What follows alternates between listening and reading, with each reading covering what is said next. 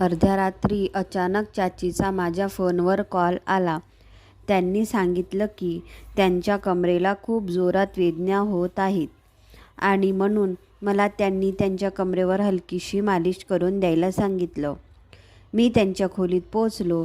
मी खूप हलक्या हाताने चाचीच्या कमरेवर मालिश करू लागलो. त्यामुळे त्यांना थोडं बरं वाटू लागले आणि आम्ही एकमेकांशी वेगवेगळ्या विषयांवर गप्पा मारू लागलो.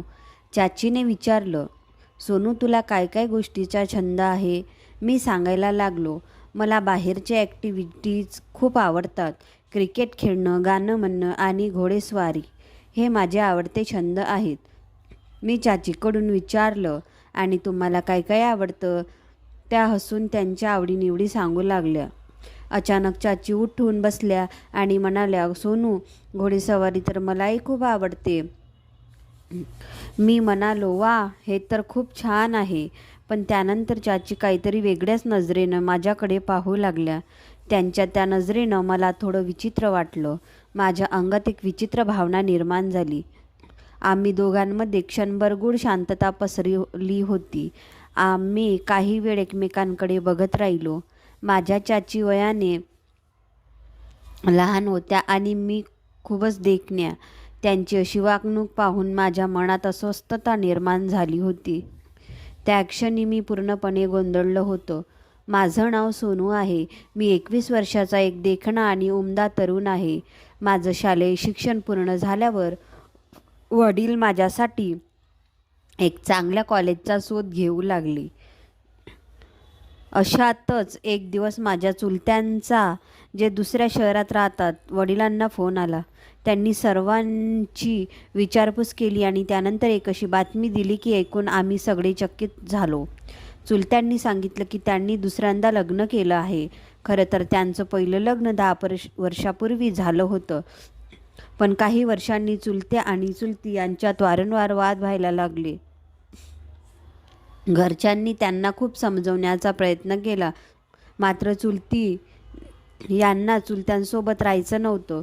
शेवटी त्यांनी घटस्फोट घेतला आणि निघून गेल्या. घटस्फोटाचं कारण मला आजतागायत समजलं नाही, कारण तेव्हा मी लहान होतो आणि त्यांच्यात नेमकं काय झालं हे कधी उघडपणे कोणी सांगितलं नाही. दोघेही देहरादूनमध्ये राहत असल्यामुळे बाहेरच्यांना त्यांच्या खाजगी आयुष्यात काय चाललं होतं हे समजणं कठीणच होतं. जेव्हा चुलत्यांनी सांगितलं की ते चुलतीसोबत राहू शकत नाही, तेव्हा घरच्यांनी त्यांचा निर्णय मान्य केला. नंतर ते दोघं वेगळं राहायला लागले. चुलते दिल्लीमध्ये नोकरी करत होते, पण ते अधूनमधून गावी यायचे. गप्पा चालू असताना चुलत्यांना हे समजलं की वडील माझ्यासाठी चांगलं कॉलेज शोधत आहे.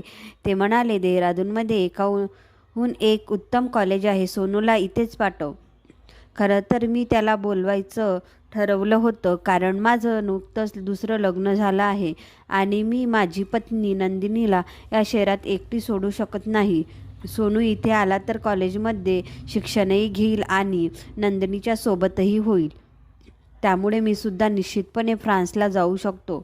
वडिलांनी चुलत्याचं म्हणणं योग्य वाटलं. त्यामुळे त्यांनी ठरवलं की मी देहरादूनला चुलत्यांकडे जाऊन तिथे शिक्षण घेईन. मागच्या महिन्यातच मी चुलत्यांच्या घरी पोचलो. चुलते मला पाहून खूप आनंदी झाले. ते म्हणाले, सोनू तुझ्या येण्यामुळे आता मला कोणतीही चिंता वाटणार नाही. चल, तुला तुझ्या चुलतीशी ओळख करून देतो. ती तुला पाहून खूप खुश होईल, कारण मी तिला तुझ्याबद्दल सांगितल्यापासून ती तुझ्या आतुरतेने वाट पाहत आहे. नाहीतर आधी ती बिचारी सतत तणावात असायची. ती खूप अस्वस्थ होती, कारण तिला वाटायचं की या 3 शहरात एकटी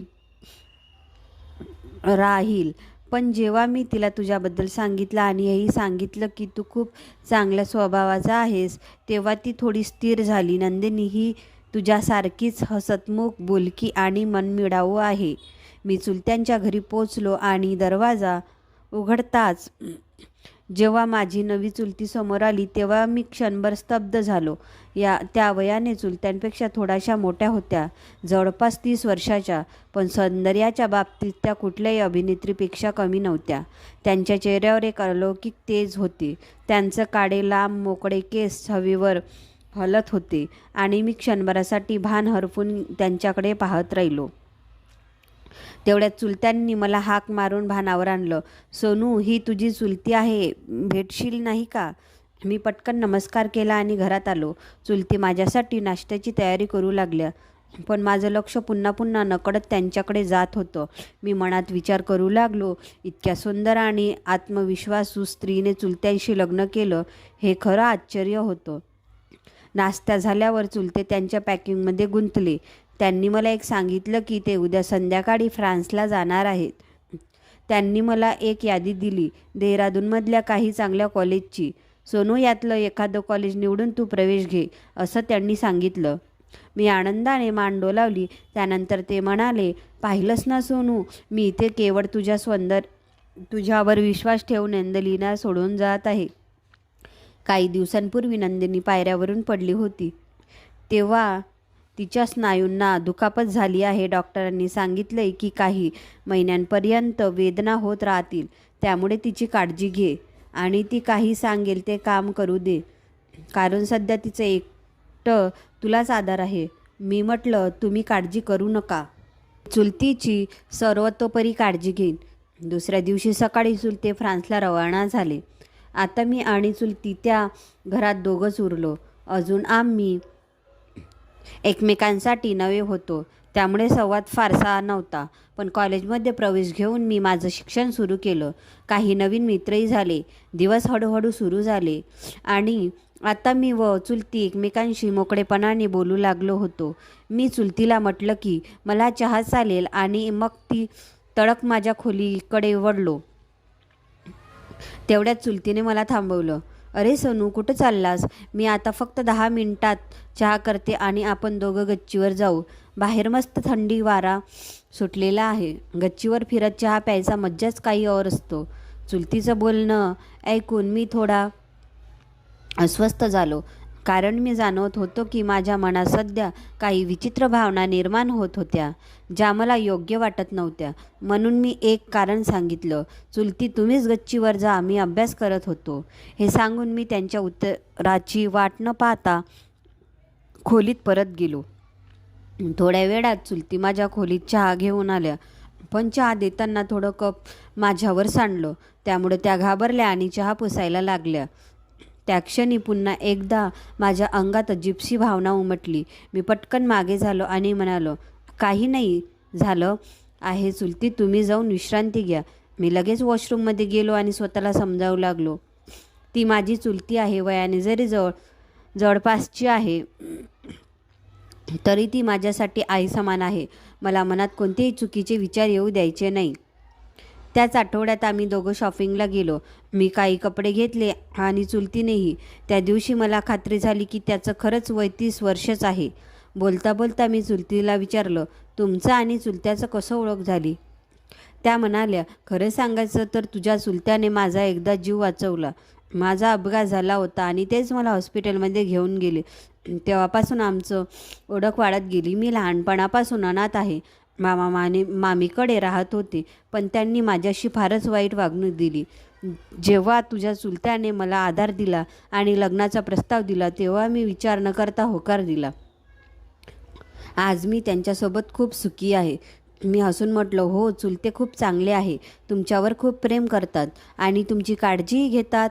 त्यावर चुलती म्हणाली, बघ ना, ते इथे नसल्यानं तरी तुझ्यासारखं विश्वासू व्यक्तीला माझ्यासोबत ठेवलं, म्हणजे त्यांना किती काळजी वाटत असेल.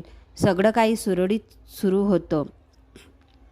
पण मी एक गोष्ट लक्षात घेतली, चुलते गेल्यापासून चुलती घरी खूप हलकी आणि काहीशी अनवादपणे असणारी वस्त्र घालू लागल्या होत्या. सुरुवातीला मला हे विचित्र वाटलं, पण मी विचार केला की त्यांना कदाचित लक्षच नसेल किंवा त्या मला लहान भावांसारखंच बघत असतील. म्हणून मी ते दुर्लक्ष केलं आणि अभ्यासावर लक्ष केंद्रित केलं. कॉलेजमध्ये माझे टेस्ट सुरू झाले होते आणि मला एका मित्रासोबत प्रोजेक्ट तयार करायचा होता. म्हणून माझ्या मित्राने सुचवलं की तो माझ्या घरी येऊन आपण एकत्र अभ्यास करूया. त्याच्या घरांमध्ये बराच मोठा परिवार होता आणि खूप लोक होते, पण आमच्या घरी मात्र केवळ चुलतीच होत्या. तसंच तिथं कोणतंही लहान मूल नव्हतं की जे आम्हाला सतत डिस्टर्ब करेल. म्हणूनच माझा मित्र दिलीप प्रोजेक्टच्या कामासाठी रोज कॉलेजनंतर माझ्यासोबत आमच्याकडे यायला लागला. हळूहळू त्यांची माझी चुलतीशी चांगली मैत्री झाली. चुलतीसुद्धा आमच्या प्रोजेक्टमध्ये आम्हाला मदत करू लागल्या. मला चुलतीचा स्वभाव खूपच आवडायचा. ते समजूतदार, प्रेमळ आणि मदतीला नेहमी तयार असायच्या. माझा मित्र जेव्हा जेव्हा घरी यायचा तेव्हा चुलती त्याच्यासाठी नेहमी काहीतरी चविष्ट नाश्ता बनवायच्या. त्यामुळे दिलीप नेहमी म्हणायचा, सोनू, तुझ्या चुलती तर एकदमच खास आहेत. त्या आपल्याला कधी भेदभाव करत नाही. अगदी घरासारखं वाटतं इथे येऊन. मित्रांनो, ही होती आजची कथा. जर ही कथा तुम्हाला आवडली असेल तर कृपया व्हिडिओला लाईक करा, कमेंट करा आणि तुमच्या मित्रमैत्रिणींना शेअर करा. जर तुम्ही आमच्या चॅनलवर पहिल्यांदाच आला असाल तर कृपया सबस्क्राईब करायला विसरू नका. धन्यवाद.